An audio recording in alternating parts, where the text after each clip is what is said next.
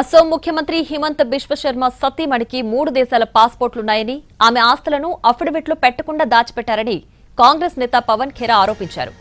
దీనిపై హిమంత బిశ్వ శర్మ సతీమణి పవన్ ఖేరాపై కేసు పెట్టారు.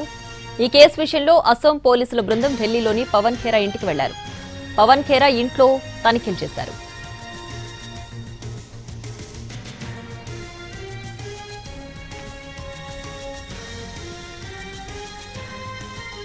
పవన్ ఖేరా తనపై తప్పుడు ఆరోపణలు చేశారని హిమంత సతీమణి రిణికి బుయాన్ ఫిర్యాదులో పేర్కొన్నారు.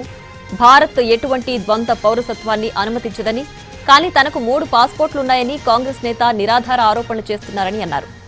త్వరలో ఎన్నికలు జరగనున్న సమయంలో తమ కుటుంబాన్ని అప్రతిష్ట పాలు చేసేందుకే కాంగ్రెస్ నేతలు ఇలా తప్పుడు ప్రచారాలు చేస్తున్నారని ఆమె ఆరోపించారు.